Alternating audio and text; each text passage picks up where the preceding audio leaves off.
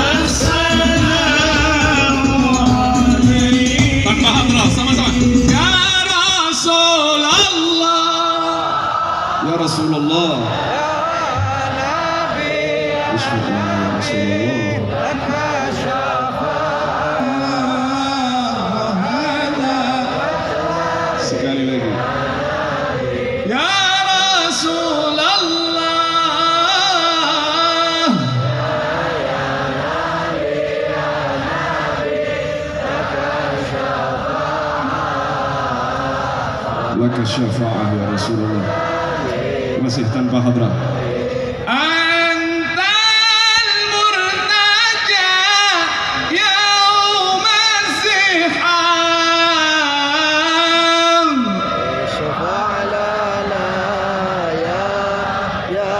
Syafaatmu ya Rasulullah.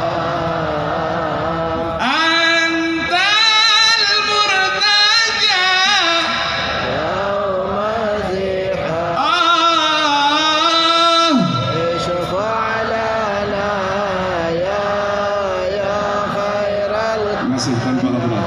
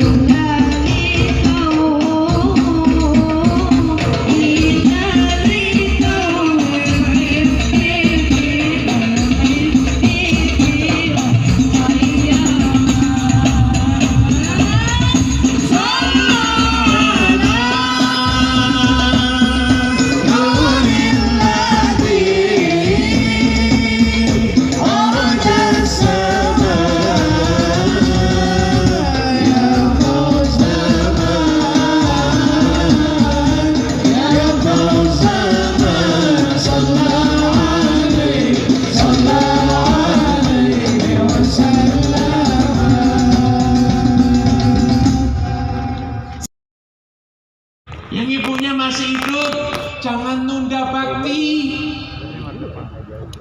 Tahu nggak penyesalan paling besar nanti ketika kita harus ngubur ibu kita sendiri dan kita saat itu masih belum bisa bakti pada ibu kita. Yang ibunya udah meninggal dunia, jangan berhenti doa, kesempatan bakti masih ada. Terus doakan ibu kita, setiap kita sedekah niatkan untuk ibu kita, sambung hubungan dengan orang-orang yang disukai sama ibu kita. Insya Allah itu termasuk bagian daripada berbakti kepada kedua orang tua. Walaupun saya sebut di sini ibu, tapi berlaku juga untuk bapak semuanya. Bapak, ibu kita semuanya wajib untuk berbakti. Bapak dan ibu kita semua wajib untuk berbakti. Hadirin ikhwani rahimakumullah, saudaraku yang dimuliakan Allah Ta'ala. Jadi kenapa itu? Karena Nabi SAW beliau menyebutkan Nabi itu melarang orang untuk hukukul ummah. Dalam hadis itu cuma satu, durhaka kepada ibu. Tahu enggak kenapa durhaka pada orang tua itu disebutnya hukuk, bukan mukhalafah?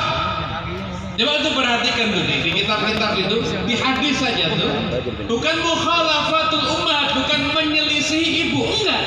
Hadisnya apa redaksinya? Uququl ummahat. Kata uquq itu dari kata aqqa ya'uqu, artinya menyembelih. Sama asal katanya dengan aqiqah. Aqiqah itu kan menyembelih hewan, ya kan? Orang yang durhaka sama orang tua itu redaksi hadisnya pakai kata uquq. Kenapa? Karena anak kalau durhaka kepada kedua orang tua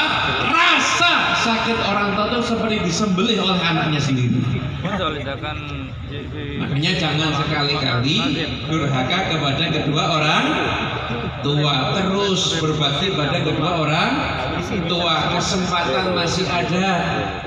Ayo, kesempatan masih ada, berbakti kepada orang tua, bukan selama orang tua kita hidup, akan tetapi selama kita itu masih hidup. Makanya manfaatkan umur kita untuk kita berbakti kepada kedua orang tua kita, dan memang itu yang diajarkan oleh Nabi Shallallahu Alaihi Wasallam. Jadi yang dimuliakan Allah Taala, tahu nggak?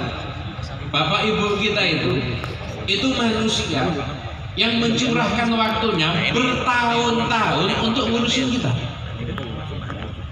yang ngeluarin harta untuk kita tanpa pernah pamrih, tanpa pernah berpikir ini anaknya harus kembali. Itu cuma orang tua kita. Yang mau nggak tidur malam demi kita, itu cuma orang tua kita. Tapi sayangnya orang kalau udah gede, udah punya teman, relasinya banyak, kalau ditelepon sama temennya langsung diangkat, kalau ditelepon sama bapaknya nggak langsung diangkat. Ada atau ada? Ada atau ada? Kadang-kadang kalau udah punya istri, mau ngasih hadiah ke ibu, diem-diem. Kenapa? Takut sama istri. Ada. Makanya saya titip pesan untuk para istri. Halo para istri hadir. Wahai para istri, kalau kamu pengen hidupnya seneng, kamu dapat baktinya anak-anakmu, maka motivasi suamimu untuk berbakti pada orang tuanya.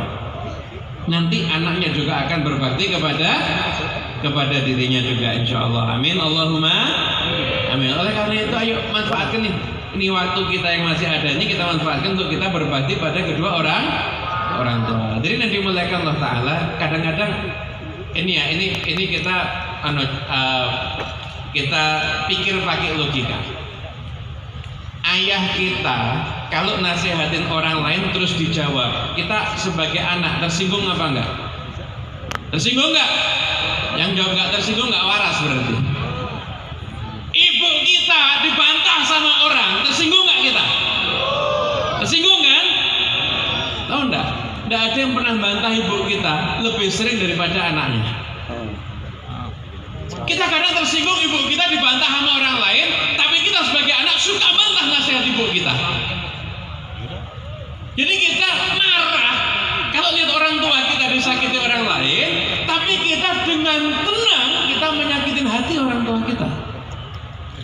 Dan itu fakta yang terjadi di zaman sekarang. Karena dia udah duduk di depan orang tua, itu masih sibuk, diajak ngobrol orang tua, tapi malah orang tuanya ditinggal main HP. Ada atau ada? Hadir orangnya? Hadir. Bajunya warna apa? Wallahu a'lam. Di sini semoga nggak ada yang hadir. Yang hadir nggak ada yang seperti itu. Kalau ada, insya Allah pulang langsung tobat. Ini pohon bisa tumbuh dengan gagah. Ini semua karena akarnya. Tahu enggak? Ridhonya orang tua, doanya orang tua itu ibarat akar dalam kehidupan kita. Kalau akar itu kuat, nanti pohon kita juga akan semakin kuat. Tapi kalau akar itu lemah, maka kita pun juga akan semakin lemah. Oleh karena itu, pulang dari majelis ini, tanam ke dalam hati kita mau bakti sama kedua orang tua kita. Kita mau nyenengin ayah kita mau nyenengin ibu kita akan mendoakan kedua orang tua kita. Dan yang orang tuanya masih ada, jangan disia-siain. Manfaatkan orang tua masih hidup, dimanfaatkan dengan baik. Insya Allah kita semua jadi anak yang berbakti pada kedua orang tua kita semuanya, insya Allah. Dan insya Allah kita semua yang punya hajat-hajatnya kabul, dan sedang sakit dengan semua penyakitnya, dan insya Allah yang punya relasi kita semuanya, insya Allah. Dan kita doakan majelis Habibah Fatmah bin Hasan Al-Attas. Jadi kalau kita lihat bagaimana Habib Hasan, kita lihat Habib Hasan sudah haul yang kedua, tapi majelisnya, pesantrennya bukan tambah kurang, tambah barokah. Yang pertama, beliau mendapatkan ridhonya orang tua beliau, Hababah Fatmah. Dan yang pertama, yang kedua adalah ridhonya guru-gurunya. Beliau itu kalau udah urusan sama orang tua dan guru, ditaruh di atas kepala, dijunjung tinggi, sehingga beliau mencapai apa yang beliau capai yang tidak bisa dicapai oleh kawan-kawan seumur beliau, dai-dai selevel beliau. Saudara-saudara sekalian, Sayyidil Walid, saya punya walid, saya punya abah, punya murid. Orang Sukatani, Cikarang. Dia nggak bisa baca, nggak bisa nulis. Saya pernah nganterin ke Sukatani, kampung. Nganterin Sayyidil Walid ceramah di kampung beliau. Ini haji dari masih susahnya, kenapa dia bisa berjaya sukses padahal dia nggak bisa baca, nggak bisa nulis. Dia punya orang tua yang lumpuh, diurusin sama dia, makan disuapin, minum diminumin, mandi dimandiin, dirawat. Mudah-mudahan kita bisa jadi orang yang bakti kepada kedua orang tua kita. Amin. Allahumma farham walidina. Amin. Allahumma farham walidina. Amin. Saudara, begitu ibunya udah meninggal, dia mengadu nasib ke Jakarta. Dia kerja jadi kuli, tukang tahu keliling. Dulu tukang tahu nggak kayak tukang tahu sekarang, naik motor. Dulu dipikul. Ini yang umurnya sepantar saya pasti ngalamin. Hatta tukang tepayan gue dipikul dulu. Tukang tepayan. Dia kumpulin duit sedikit demi sedikit, yang akhirnya dia bisa punya pabrik tahu di belakang Cipinang Penjara. Hartanya makin lama makin barokah, mobilnya banyak, bininya pada diem aja. Betul ini. Subhanallah. Ini haji kalau bikin acara, saudara, semua habib-habib besar datang, kiai-kiai besar datang. Habib Muhammad bin Ali Kuitang, Al-Haji, injitnya Habib Ali yang sekarang datang. Nggak bisa baca, nggak bisa tulis. Ngalahin orang yang keren-keren. Habib Novel, abahnya Habib Jindan datang. Saya punya abah datang. Habib Bakir, abahnya Habib Hud datang. Kiai Abdurrahman Nawawi, pesantren Awabin datang. Kiai Abdul Rasid Syafi'i datang. Saudara, lihat, ini kuncinya. Ridallah fi ridal. Mudah-mudahan apa yang saya sampaikan ini ada manfaatnya. Lebih kurangnya mohon maaf. Wassalamualaikum warahmatullahi wabarakatuh. Lebih daripada 3 hari. Yang takiani mereka berjumpa, fayuridu hadza wa yuridu hadza. Yang satu menoleh ke kanan, yang satu ke kiri, saling melengos, tidak tegur sapa, tidak halal. Bermusuhan atau saling marah lebih dari 3 hari. Mafhumul mukhalafah kata para ulama, berarti kalau marah-marahan kurang dari 3 hari tidak haram. Karena hadisnya tidak halal bagi seorang muslim marahan lebih dari 3 hari. Kenapa? Ternyata marah itu hal yang biasa. Guru kita marah. Saya pernah lihat ada guru yang dimarah tapi selesai. Tidak disimpan lebih dari 3 hari, besok ketemu senyum lagi. Ini bedanya antara marah dan benci. Kalau marah hanya dari mulut tapi hati tidak. Berapa banyak kita dimarahi ibu kita, padahal ibu kita sangat cinta kepada kita. Mulutnya marah, iya, hanya dari mulut tapi hatinya tidak. Beliau juga modelnya begitu. Mulutnya iya, tapi hatinya luar biasa. Benci dan marah berbeda. Dan Rasulullah SAW mengajarkan kepada kita, kalau kita marah, tidak tegur sapa dengan saudara kita, maka harus diperhatikan ada beberapa hal yang harus kita jaga. Mungkin kalau bahasa anak sekarang lagi demen pakai kalimat syar'i, marahan syar'i. Marahan syar'i. Ada juga modelnya geng motor syar'i, kafe syar'i. Ini marahan juga ada. Marahan itu dimaklumi, yang penting tidak lebih dari 3 hari.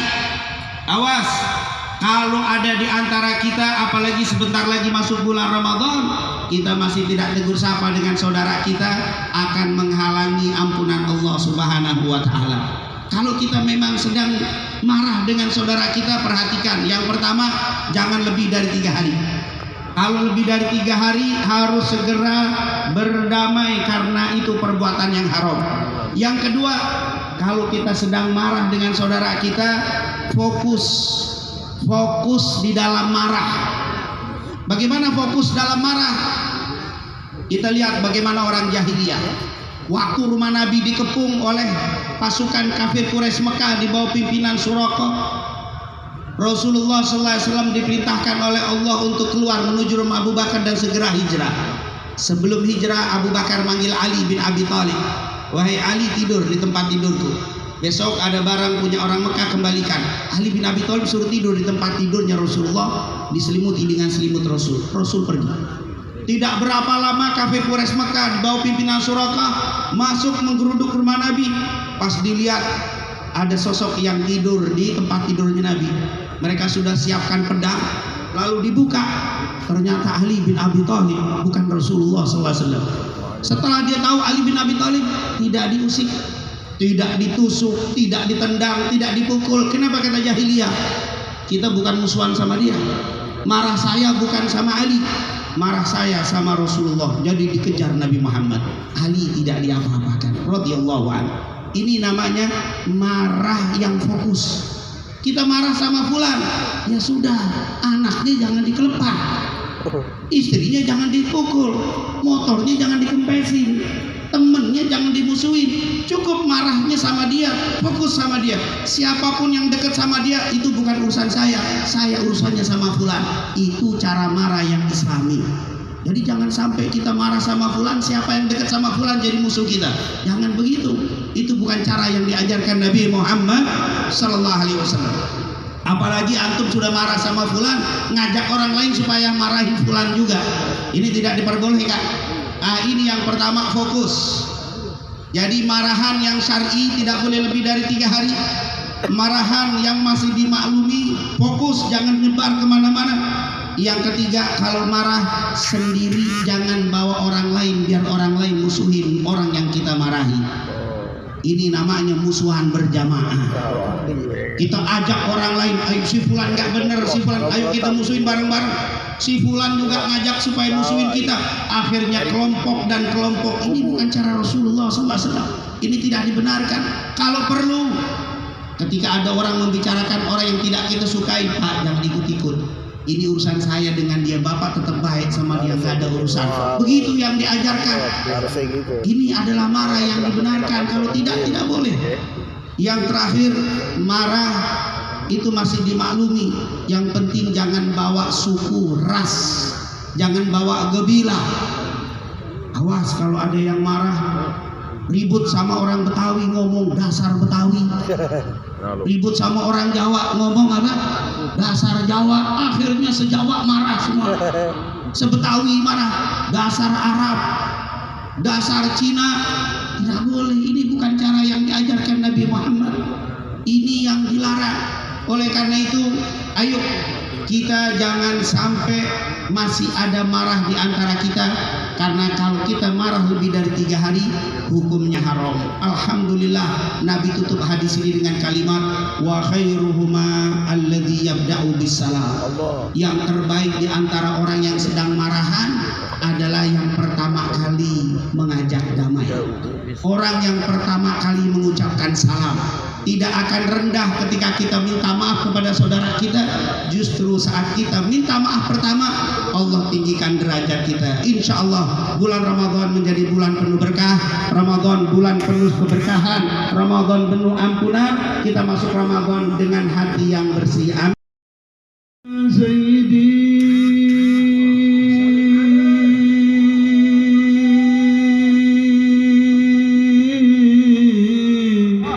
فمنن علينا بنظرة يا سيدي نسأل بها قبل الممات نراك فقل لعيني انظري وتمتعي وقل لقلبي قد بلغت مناك هذا رسول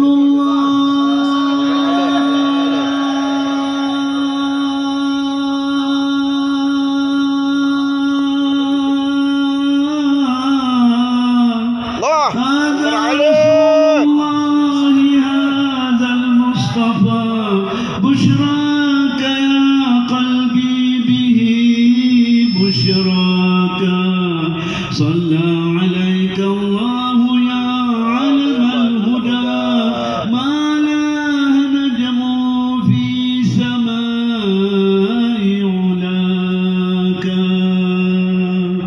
يا رب بالمصطفى بلغ مقاصدنا واغفر لنا ما مضى يا واسع الكرم يا رب بالمصطفى بلغ مقاصدنا واغفر لنا ما مضى يا واسع الكرم مولاي صل وسلم دائما ابدا على حبيبك خير الخلق كلهم يا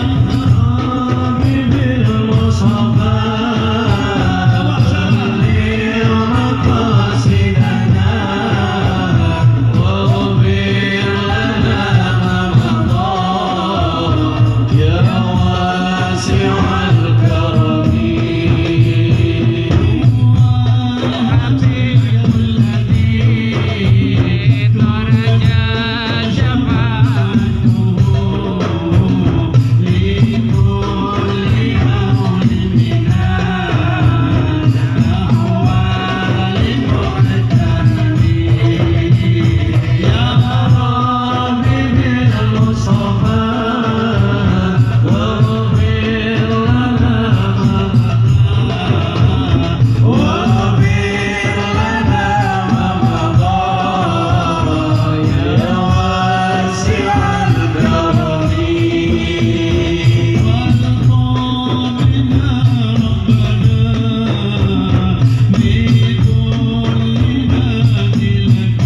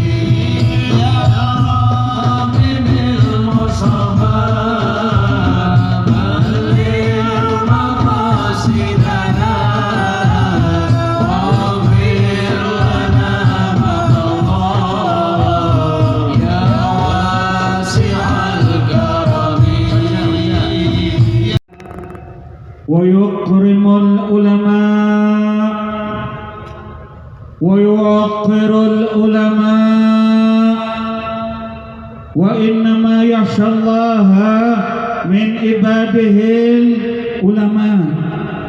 اللهم صل على سيدنا محمد صلاة تغفر بها الذنوب آمين وتصلح بها القلوب آمين وتنطلق بها العصوب آمين وتلين بها الشعوب وعلى آله وصحبه ومن إليه منسوب.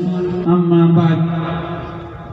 Yang saya muliakan para anak cucu Hadratul Rasul, pewaris ilmu dari Hadratul Rasul, terus putra dari saudara saya yang tercinta, ada ilallah Habib Hasan bin Ja'far As-Sagaf, yaitu Sayyid Atas, Sayyid Ali, saudara-saudaranya, ibundanya. Mudah-mudahan bisa meneruskan estafet dari perjuangan Al-Habib Hasan bin Ja'far As-Sagaf. Saya lihat manusia tidak terhitung yang hadir di majelis ini, saudara-saudara. Ini bukti bahwa beliau sahibul haul, ridha dengan acara ini. Ayuhal hadir, saya tidak akan memperpanjang pembicaraan saya. Mudah-mudahan semuanya dapat barokahnya Habib Hasan. Beliau ini seorang ulama yang diberikan rizki oleh Allah, safa'ul qalb. Kalau Anda mencari ulama-ulama banyak, pinter berceramah, pinter mengajar, pinter membaca kitab, pinter nahwu, banyak Anda dapati. Tapi kalau Anda menjadikan beliau ulama-ulama yang safa'ul qalb, safa'ul qalb. Kenapa saya katakan safa'ul qalb? Wajar apabila Allah Subhanahu wa taala meninggikan derajat seseorang, akan diberikan ujian yang bertubi-tubi, seperti Al-Habib Hasan bin Ja'far As-Sagaf. Ketika ada orang yang menghina kepada beliau, apa coba jawaban beliau ini? Murid-muridnya sudah tak terima. Bawa oleh-oleh hadiah ini, bawa oleh-oleh hadiah ini, keistimewaan almarhum rahmatul hayyul qayyum Al-Habib Hasan bin Ja'far As-Sagaf. Apa kata-kata beliau? Saya yang dihina, saya tidak marah, kok kamu mau marah? Allahumma salli ala Muhammad, Allahumma salli ala Muhammad. Karena Anda ingin tahu ciri-ciri para wali adalah safa'ul qalb yang disabdakan oleh Nabi Muhammad sallallahu alaihi wasallam, innal abdal min ummati la yadkhuluna al-jannata la bi kathratis salati wala siyami bal bi salamatis sudur, dan mempunyai sifat sakha. Wali-wali abdal yang jumlahnya 40 orang setiap zaman, mereka tidak diangkat menjadi wali bukan karena banyak sholatnya, bukan karena banyak puasanya, tetapi saudara-saudara memiliki hati yang bersih. 6.666 ayat Al-Quran diturunkan oleh Allah melalui Sayyidina Jibril. Di mana tetapnya? Fi qalbi man? Fi qalbi Rasulillah, fi qalbi Rasulillah, fi qalbi Rasulillah. Hatinya bersih Al-Habib Hasan. Saya puluhan tahun kenal dengan beliau. Akhlak beliau, kalau sudah saya datang dari Malang, itu beliau radhiyallahu ta'ala anhu tidak tidur saudara di malam hari, nemeni saya sampai waktu sholat subuh saudara. Kesadaran beliau kepada tamu, menyenangkan hati orang, tidak pernah menyakitkan hati orang. Bahkan ini sengaja saya bawa lagi ketika di pemakaman beliau, saya bawa riwayat ini, tapi wajib saya bawakan di acara ini karena ini adalah kenang-kenangan terindah perhatian seorang sahabat kepada temannya. akhir zaman kita melihat ada teman kita sedang menderita, biar kamu, you, me. Tetapi kalau Habib Hasan la, alfu alfila, ketika ibunda tercinta saya, Kubaba Sofia binti Muhammad bin Ali bin Imam Al-Kutub Al-Habib Muhammad bin Tahir Al-Haddad, beliau sedang di ICU. Orang kalau sudah ibu berada di ICU goncang hatinya. Makanya kalau masih punya ibu, bakti, jangan sampai mengalami seperti itu. Wallahi, saya tidak pernah mengalami ujian lebih besar, lebih berat daripada ditinggal seorang ibu. Siapa yang perhatian kepada saya saat itu? Pertama kali saya mempunyai teman, saya mempunyai sahabat adalah Habib Hasan bin Ja'far As-Saqaf. Awal Ramadan, di sahur dia telepon video call dengan saya, minta nomor rekening. Saya bilang, jangan ya Habib lah, saya kepingin dapat barokahnya Habib Husin Jombang, Habib Husin bin Muhammad bin Tahir Al-Haddad. Di saat-saat seperti itu bingung kita, ini yang ibu sakit di ICU, ini yang biaya, yang A, yang B, bingung. Beliau pertama kali yang menyumbang dengan jumlah besar, saudara-saudara, dibuat ICU ibunda tercinta saya sampai ibunda saya wafat. Wallah, summa wallah, kenang-kenangan ini tidak akan pernah saya lupakan di dalam sejarah kehidupan saya. Habis memberikan beliau itu, kalau saya video call 2 hari meninggal. Inna lillahi wa inna ilaihi raji'un. Sulit mencari seperti beliau. Sallu ala Nabi Muhammad, sallu ala Nabi Muhammad, sallu ala Nabi Muhammad. Tetapi kita yakin, saudara-saudara, beliau fi barzah ma Rasulillah. Anda bayangkan, pikir pakai akal, minta maaf, dakwah di Jakarta adalah tempat yang paling sulit, saudara-saudara. Sulit kita mau menghadirkan majelis dengan umat yang begitu banyak, dengan ramah, dengan sopan, dengan senyuman. Al-Habib Hasan bin Ja'far As-Saqaf menghadirkan salawat yang orang dulunya ahli maksiat menjadi ahli ta'at, yang dulunya menentang kepada orang tuanya menjadi orang yang tunduk kepada orang tuanya. Mudah-mudahan semuanya masuk di dalam hadis Nabi Muhammad, thalathatun yuhibbuhumullahu ta'ala yaumal qiyamah. 3 orang ini akan dicintai oleh Allah yaumal qiyamah. Yang pertama, alladzi yuhibbul ilma wal ulama, orang yang cinta kepada ilmu dan alim ulama. Yang kedua, wal mukthiru minas salati ala Muhammad, wal mukthiru minas salati ala Muhammad. Beliau ahli salawat ala Nabi Muhammad. Salah satu yang beliau istiqamahkan adalah dalailul khairat. Dalailul khairat, saudara. Ada satu ulama buta ingin mengamalkan salawat dalailul khairat, tetapi ada orang tidak bisa membaca kitab dalailul khairat. Malamnya mimpi bertemu dengan Nabi Muhammad, diajari oleh Nabi mulai hari Senin, Selasa sampai hari Ahad. Per hari ini orang hatam, begitu bangun hafal salawat dalailul khairat. Dan ini salah satu istiqamah Al-Habib Hasan bin Ja'far As-Saqaf. Terlalu banyak kalau saya ceritakan. Kita angkat tangan kita, mudah-mudahan semuanya mendapatkan barokah Al-Habib Hasan. بك يا رمضان يا مرحبا بك يا رمضان يا مرحبا بك يا رمضان يا مرحبا بك يا رمضان يا مرحبا بك يا رمضان رجونا الكريم بمحض امتنان يجود علينا بسكن الجنان وستر العيوب وكشف الغطاء وغفر الذنوب بلا امتحان يا مرحبا بك يا رمضان يا مرحبا بك يا رمضان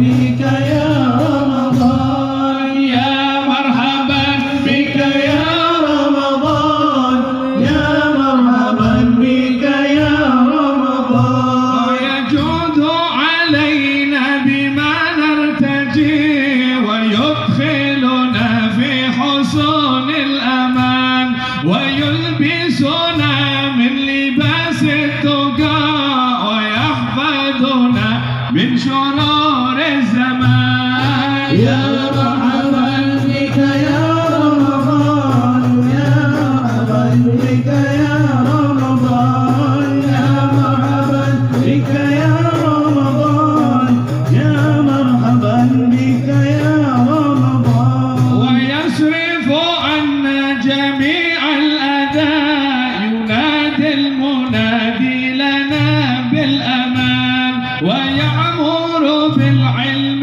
أوقاتنا ويفتح أفهامنا في القرآن يا مرحبا بك يا رمضان يا مرحبا بك يا رمضان يا مرحبا بك يا رمضان يا مرحبا بك يا رمضان نقوم نصلي بآياته ونعمل بالعلم في رمضان نذوق لذيذ عبادته ونسقى صلافة شرب الدنان يا مرحبا بك يا رمضان يا مرحبا بك يا رمضان يا مرحبا بك يا رمضان يا مرحبا بك يا